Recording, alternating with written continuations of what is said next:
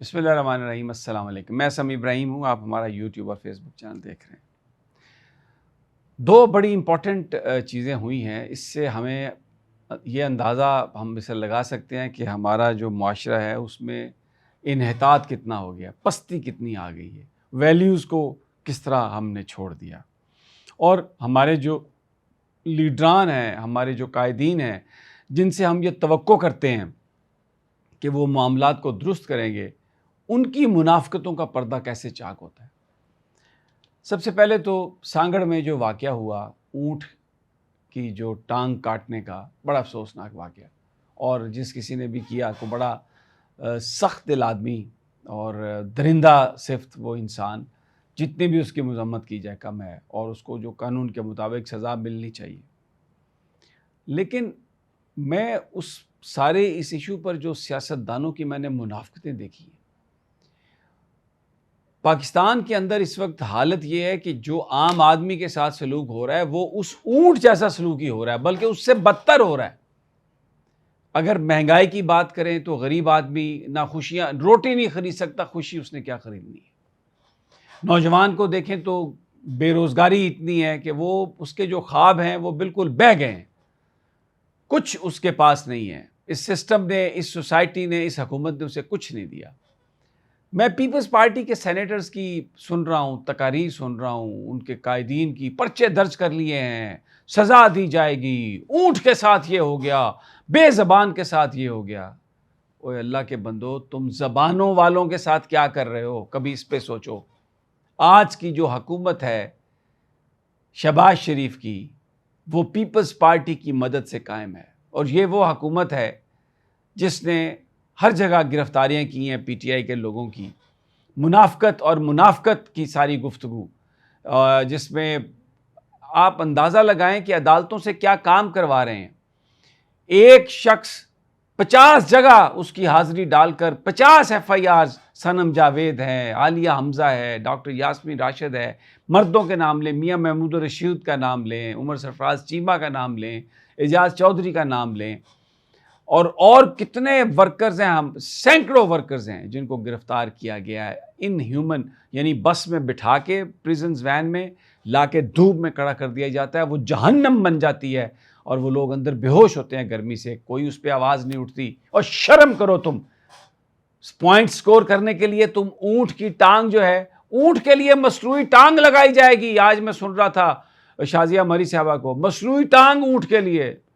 اوہ اللہ کے بندو، او خدا کے بندو، جو انسانوں پہ ظلم کر رہے ہو، جو تم نے اس معاشرے کو اپنی ہوس اور اپنی دولت کی خواہش کی وجہ سے آپ نے جکڑ لیا اور اس کو پستی پہ لے گئے ہیں، خدا کے لیے اس پر سوچو۔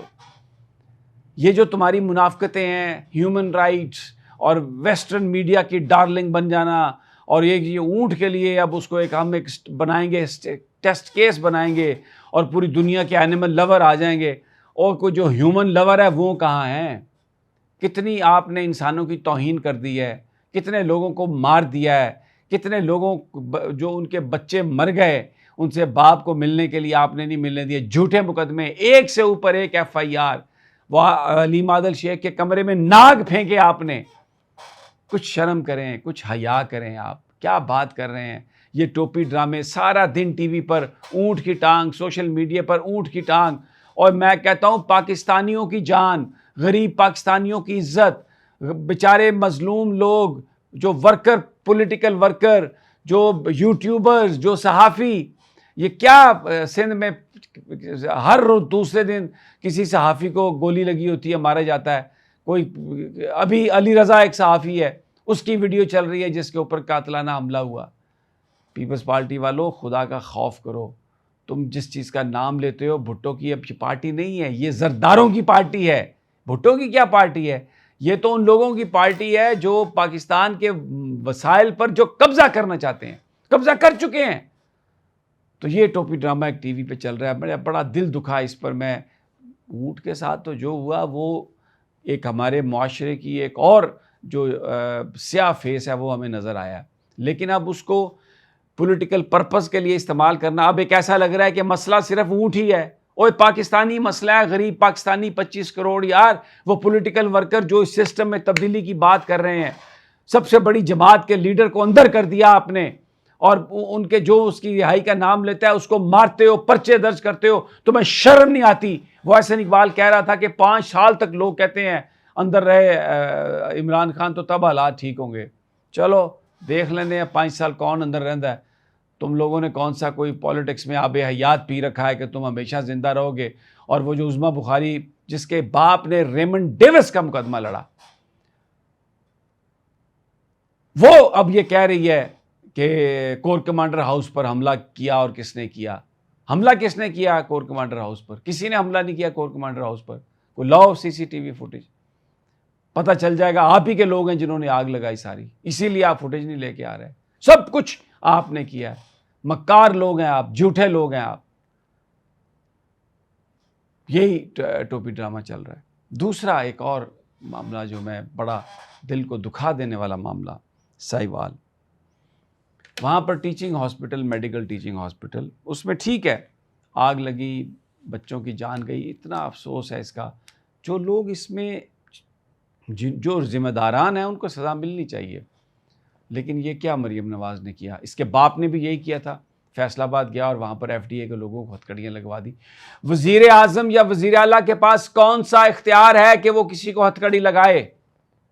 کون سا مجھے شک بتا دیں کہ مہارانی بولے یا مہاراجہ بولے تو آپ ہتھکڑی لگا لیں؟ اور جن لوگوں کو ہتھکڑی لگائی، principal medical college doctor Imran Hassan, انتہائی عزت دار، انتہائی پروفیشنل آدمی، اسپیشلسٹ، ڈائبٹیز کے اسپیشلسٹ، اینڈو کرونالوجی کے اسپیشلسٹ، لنڈن چھوڑ کے آئے، وہاں سے اسپیشلائز کر کے آئے اپنے ملک کے لیے، یہاں پر خدمت کرنے کے لیے، ان کو ہتھکڑی لگا دی آپ نے۔ کس کے کہنے پہ لگایا؟ اور تم کون ہو کہنے والی کہ ہتھکڑی لگا دو؟ آپ مجھے یہ بات بتاؤ، تمہارے پاس کون سا اختیار ہے کہ تم ہتھکڑیاں لوگوں کو لگواؤ؟